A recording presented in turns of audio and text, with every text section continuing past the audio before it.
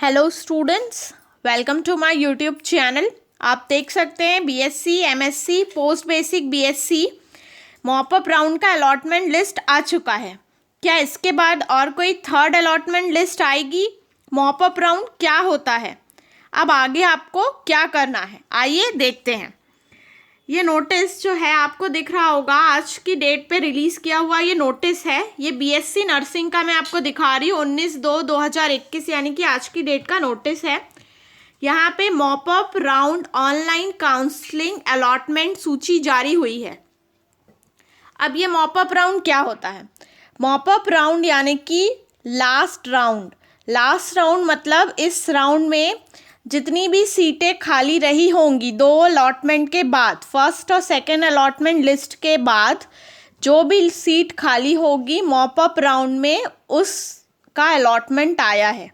यानी कि जो स्टूडेंट्स बच गए थे, जिन स्टूडेंट्स ने अपग्रेडेशन करवाया था, उनका भी नाम इस मॉपअप राउंड में आया होगा। मॉपअप राउंड के बाद क्या थर्ड अलॉटमेंट आएगा या और कोई काउंसलिंग होगी? तो मॉपअप राउंड एक लास्ट राउंड है, इसके बाद थर्ड अलॉटमेंट नहीं आएगा। मॉपअप राउंड फाइनल और लास्ट राउंड है, ये मैं अभी आपको दिखाऊंगी, आप देखते रहिए।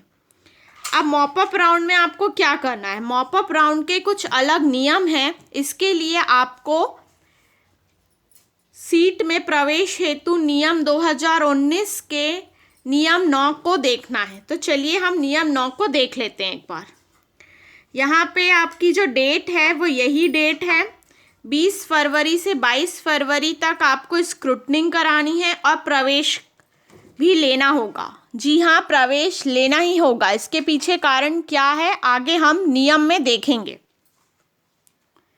प्रोसेस सेम है। आपको जो कॉलेज अलॉट हुआ है, यानी कि जो लिस्ट में आपका नाम है, आपके नाम के आगे जो कॉलेज का नाम है, उसी कॉलेज में जाके आपको डॉक्यूमेंट वेरिफिकेशन यानी कि स्क्रूटनिंग करानी है और साथ में आपको प्रवेश लेना है।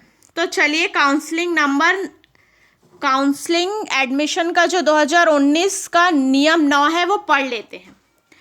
आवंटन होने के पश्चात अभ्यर्थी को आवंटन संस्था में आवंटन पत्र में उल्लेखित प्रवेश की निर्धारित अंतिम तिथि तक स्वयं उपस्थित होकर दस्तावेजों की समीक्षा कराना अनिवार्य होगा। यानी कि ये तो आप सब जानते हैं, काउंसलिंग नंबर 9 जो था, मतलब ये रूल नंबर 9, 9th रूल में ये कहा गया था कि आपको खुद जाके अपना डॉक्यूमेंट वेरिफिकेशन करवाना है और गवर्नमेंट कॉलेजेस में एडमिशन लेना ज़रूरी है, प्राइवेट में नहीं होगा। ये नियम था। लेकिन मॉपअप राउंड का नियम क्या कहता है, हम यहाँ एक और राउंड देखते हैं। यहाँ पे एक और जो नियम दिया हुआ है, ये नियम नंबर 14, द्वितीय चरण के काउंसलिंग द्वारा महाविद्यालय में प्रवेश का अंतिम तिथि तक रिक्त रह गई सीटों के लिए अंतिम प्रवेश प्रक्रिया मॉपअप राउंड प्रत्येक काउंसलिंग की जाएगी। द्वितीय चरण में प्रवेशित में नर्सिंग पाठ्यक्रम में आवंटन प्रवेश छात्र द्वितीय काउंसलिंग के निर्धारित प्रवेश की अंतिम तिथि उपयुक्त सीटों की परित्याग नहीं कर पाएंगे।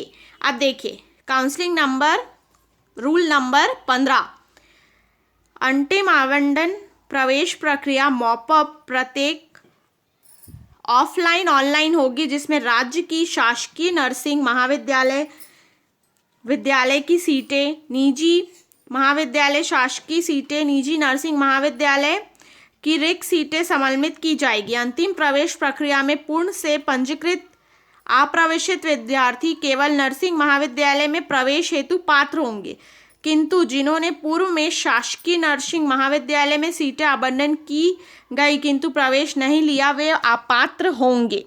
कहने का मतलब ये है कि थर्ड राउंड यानी कि मॉपअप राउंड जो फाइनल राउंड है, इस राउंड में जो पहले से अपना रजिस्ट्रेशन कराए हैं उन्हीं का नाम इसमें आएगा और किसी भी स्टूडेंट्स का नाम नहीं आएगा, यानी कि कोई न्यू स्टूडेंट्स का नाम इसमें नहीं आएगा।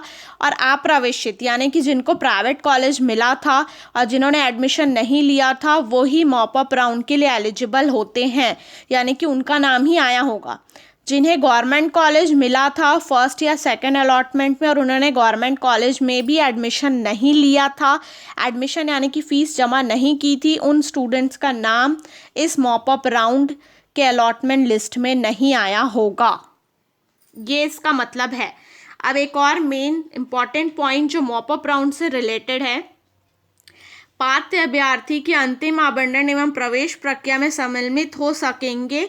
इस प्रक्रिया हेतु अभ्यर्थी को स्वयं उपस्थित होना अनिवार्य होगा तथा अधिकारी पत्र मान्य नहीं किया जाएगा। अंतिम आवंटन में प्रवेशित छात्र सीट का परित्याग नहीं कर सकेंगे तथा सीट का परित्याग करने हेतु उन्हें नियमानुसार लागू बॉन्ड की राशि जमा करना अनिवार्य होगा।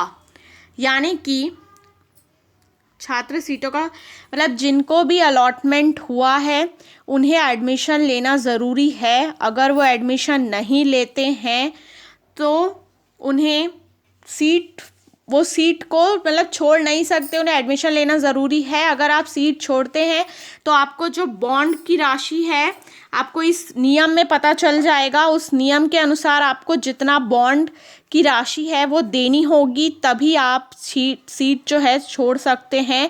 अदरवाइज़ जिनका नाम अभी मॉप अप राउंड में आया होगा उन्हें एडमिशन लेना ज़रूरी है। आप सीट का परित्याग नहीं कर सकते। सीट का परित्याग करने पर आपको बॉन्ड राशि जमा करनी होगी। ये है इस पूरे मॉप अप राउंड की प्रक्रिया, पूरा प्रोसेस। मॉप अप राउंड के बाद अब कोई अलॉटमेंट नहीं आएगा। बीएससी नर्सिंग का पूरा जो प्रोसेस है, BSc MSc post basic BSc nursing का कंप्लीट हो जाएगा।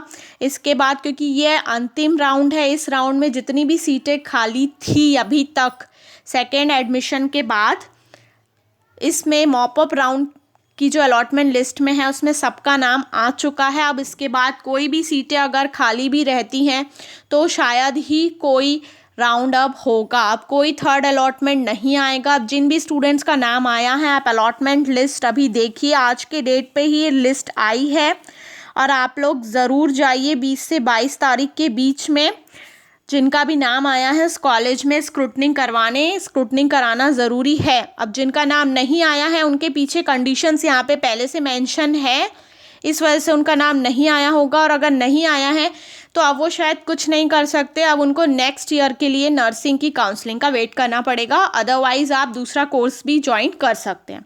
तो उम्मीद करती हूँ इस वीडियो में मैंने जो भी कुछ बताया आपको समझ आएगा और आप लोग के लिए हेल्पफुल होगा। तो इस वीडियो को ज़रूर लाइक करें। अगर आप इस चैनल में नए हैं तो इस चैनल को ज़रूर सब्सक्राइब करें ऐसे वीडियोस के लिए। Thank you so much.